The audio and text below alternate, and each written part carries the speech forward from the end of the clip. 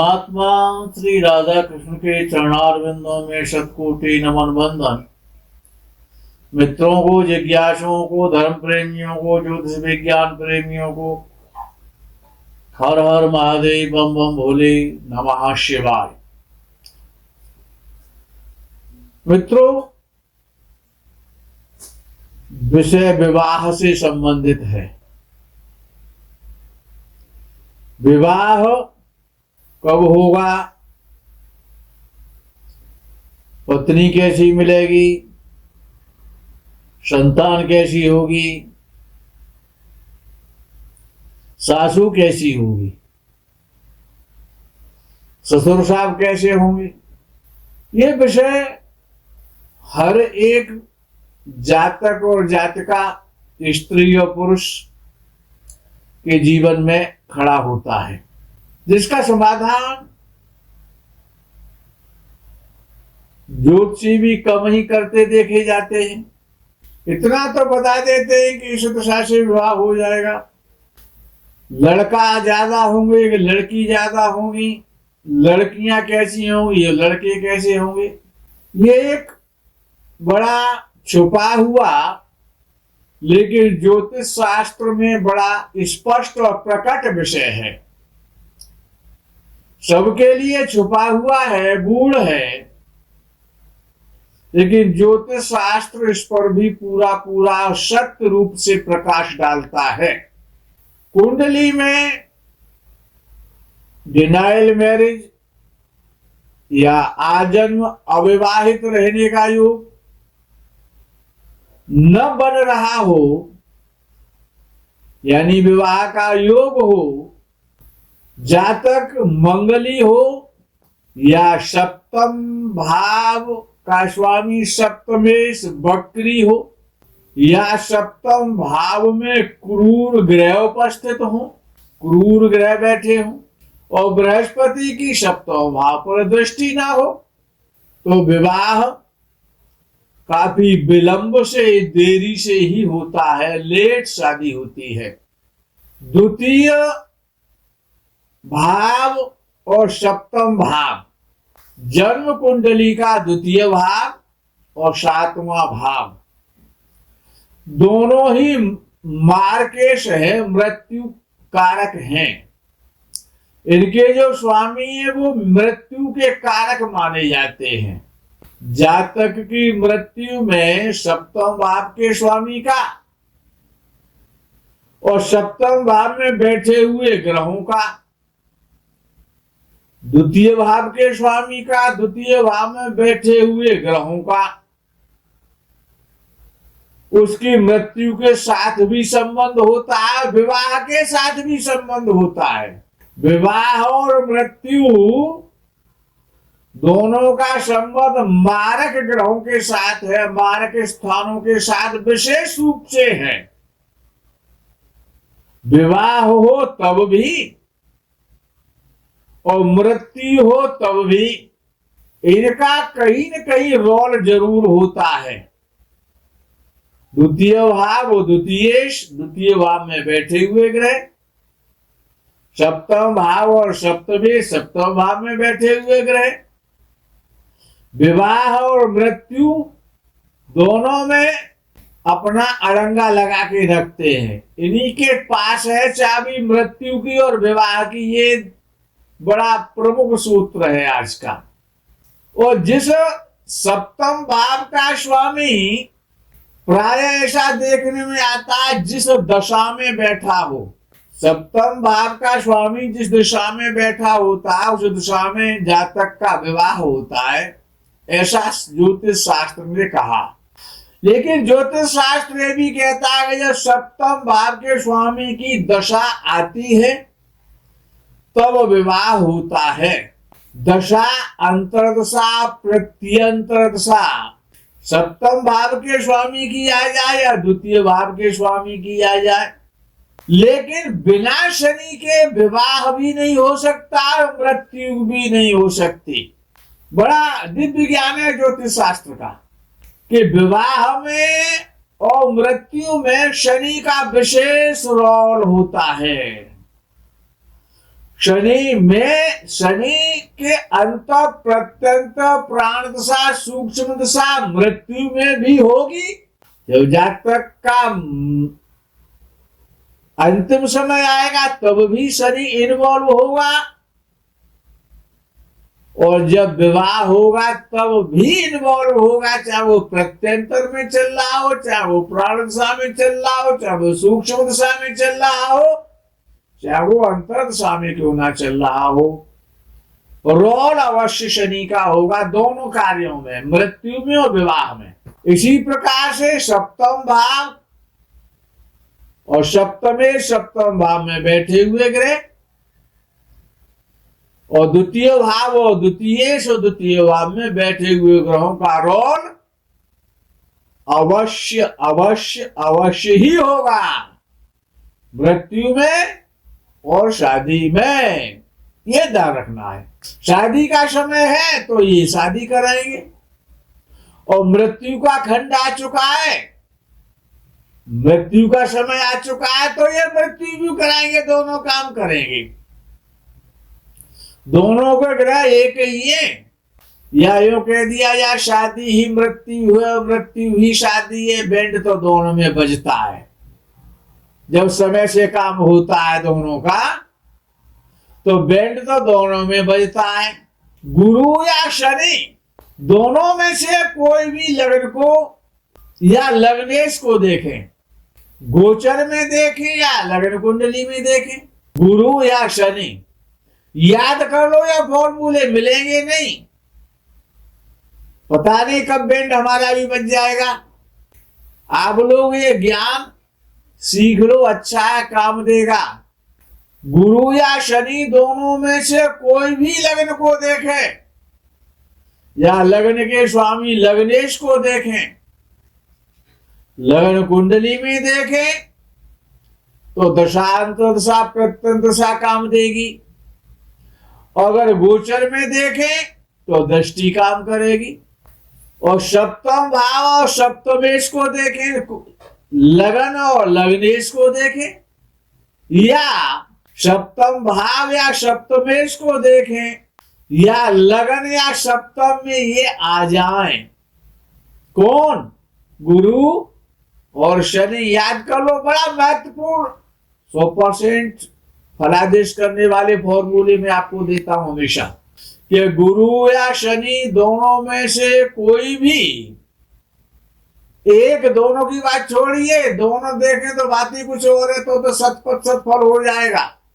दोनों में से कोई भी लगन को देखे या लगन के स्वामी को देखे या गोचर में लगन में पहुंच जाए, या सप्तम भाव के स्वामी को देखे, या सप्तम भाव या लगन में गोचर से पहुंच जाए, अथवा चंद्रमा गोचर में लगन और सप्तम भाव को देखे। जब ये योग बनता है तब विवाह होता है। याद कर लो, गोचर का सिद्धांत भी है वो, और लगन कुंडली का सिद्धांत भी वही है। गुरु और शनि ये दो विवाह के बड़े महत्वपूर्ण ग्रह है, सप्तम भाव और सप्तमेश, लग्न भाव और लग्नेश। और जब चंद्रमा देख लेगा तभी वो दिन आपकी शादी का होगा, वो डेट शादी की हो जाएगी फिक्स। स्त्रियों में बृहस्पति और पुरुषों के लिए शुक्र। स्त्रियों की शादी का मैटर देखना तो बृहस्पति को चेक करो, गोचर में भी चेक करो, दशा अंतर्दशा प्रत्यंत दशा में भी चेक करो। ये दोनों ही शादी के ग्रह, तीसरा शनि तो है ही है। तो स्त्रियों के लिए बृहस्पति को देखो कि बृहस्पति की क्या पोजीशन है, और बृहस्पति पति है, पति का कारक है। अच्छा, पति कैसा मिलेगा ये बड़ा प्रश्न आता है साहब। और जैसा बृहस्पति होगा वैसा ही पति होगा। पति यदि नीच राशि का है तो नीच स्वभाव का, नीच प्रवृत्ति का, नीच प्रकृति का होगा, मक्कार होगा, बदतमीज होगा, अच्छा नहीं होगा, कष्ट देगा। बृहस्पति यदि उच्च राशि का है तो जीवन स्वर्ग हो जाएगा कन्या का शादी के बाद में। बृहस्पति शत्रु राशि का है तो शत्रुवत व्यवहार करेगा, बृहस्पति जैसा होगा वैसा ही पति होगा। सप्तमेश और सप्तम भाव में बैठे हुए ग्रह तो बाद में देखो वो सहयोगी हैं, लेकिन बृहस्पति विशेष इंपॉर्टेंट है पति का पक्ष, पति को देखने के लिए। आपकी कन्या को कैसा वर मिलेगा तो कन्या का जो कुंडली है उसमें बृहस्पति को देख लो ना कि बृहस्पति कितने परसेंट, 100% में से कितने परसेंट शुभ है। शत्रु स्थान में बैठा है या पापक ग्रहों के साथ बैठा है या क्रूर ग्रहों के साथ बैठा है, किस प्रकार की राशि में है, राहु के नक्षत्र में है कि मंगल के नक्षत्र में है कि बुध के नक्षत्र में है, किसके नक्षत्र में है, तो आपको पता हो जाएगा कि ऐसा ही पति मिल रहा है। उसमें आप इफेंड बट नहीं लगा पाएंगे, प्रयास कितना ही कर लें। बुद्धि की एक सीमा है, देखने की भी एक, दृष्टि की भी एक सीमा है कि दृष्टि वहीं तक काम करेगी, सोच भी एक सीमा में काम करेगी, लेकिन ये ज्योतिष शास्त्र असीमित है, इसकी कोई सीमा नहीं है। तो पति का चयन करना है कि पति कैसा मिलेगा वो बृहस्पति बताएगा। मुख्य प्लेनेट है ग्रहों में बृहस्पति पति के लिए, कन्या के पति के लिए, और आपके पुत्र के लिए पत्नी कैसी मिलेगी। तो सबसे पहले शुक्र को चेक कर लो, शुक्र पाप पीड़ित तो नहीं है, शुक्र नीच राशि में तो नहीं है, शुक्र पापक ग्रहों के साथ तो नहीं बैठा है, अस्त तो नहीं है। जैसा शुक्र होगा वैसी ही आपके घर में पुत्र वधू आएगी या आपकी पत्नी आएगी। मुख्य प्लेनेट है शुक्र, दोनों ही विवाह के कारक हैं। बृहस्पति कन्या की शादी कराने में मुख्य रोल अदा भूमिका करता है और शुक्र पुरुष की कुंडली में, पुरुष के जीवन में शुक्र मुख्य भूमिका अदा करता है। इनकी दशा, अंतर्दशा, प्रत्यंतर दशा और गोचर में ही विवाह होगा। और शनि का सहयोग, उसका पुट तो लगेगा, संपुट तो शनि लगाएगा, वो तो मानेगा नहीं, चाहे मृत्यु हो चाहे विवाह हो। अब विषय आता है कि सप्तमेश के साथ जो ग्रह बैठते हैं, कभी कभी ऐसा भी देखा जाता है, प्राय केसों में ऐसा नहीं होता है लेकिन होता है अपवाद में, कि सप्तमेश के साथ जो ग्रह बैठा होता है उसकी दशा और अंतर दशा में भी विवाह हो जाता है। विवाह के योग्य आयु हो तो दशमेश और अष्टमेश की दशा, अंतर दशा में भी कई बार विवाह होते देखा जाता है। शुक्र से जन्म कुंडली में याद रखो, बहुत बेहतरीन फॉर्मूला है। शुक्र से त्रिकोण में 1, 5 और 9 भाव में, यानी पहले भाव में, पंचम भाव में और 9वें भाव में, या गोचर में सप्तम भाव में बृहस्पति आ जाए।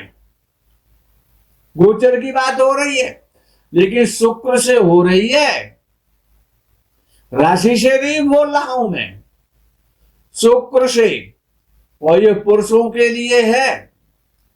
शुक्र से त्रिकोण में और सप्तम भाव में, यानी 4 भाव है शुक्र से गोचर में। पहला भाव, 5वां भाव, 7वां भाव और 9वां भाव।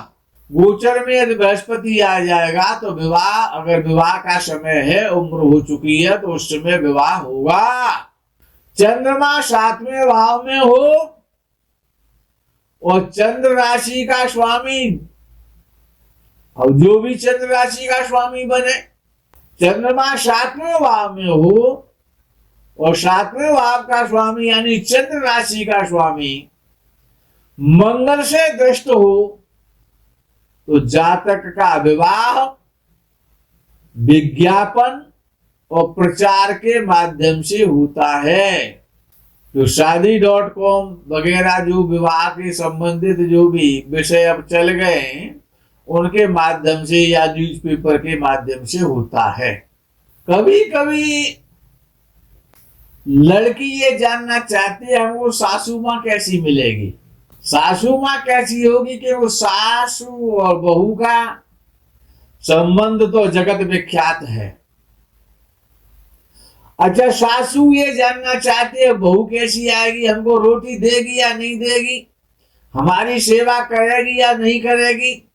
तो जो माँ अपने पुत्र वधू से ये आशा और अपेक्षा रखती है कि मेरी पुत्र वधू मेरी सेवा करेगी कि नहीं करेगी, मुझे वृद्धावस्था में खान पान का ध्यान रखेगी कि नहीं रखेगी, तो उन माओं से हम ये कहना चाहते हैं कि अपने बेटे की कुंडली में उसका शुक्र चेक कर लो, किसी ज्योतिषी से पूछ लो कि हमारे बेटे को बहू कैसी मिलेगी, शुक्र को चेक करवा लो तो आपको ये पता हो जाएगा कि बहू कैसी आने वाली है। हम चाय बना करके देंगे या बहू हमें चाय बना करके देगी, ये शुक्र पर आधारित विषय है। अब अगर किसी की कन्या ये जानना चाहती है कि मेरा जिस घर में मेरी शादी हो रही है उसमें मेरी सासू माँ कैसी होगी, तो जिस लड़के के साथ उसकी शादी हो रही है उस लड़के की कुंडली में चंद्रमा को चेक करा लो, लड़के का चंद्रमा चेक कर लो, जैसा चंद्र होगा वैसी सासू माँ मिलेगी। ये बड़ा महत्वपूर्ण विषय है, इस पे आगे कभी पुनः और ज्यादा प्रकाश डालने का प्रयास करेंगे।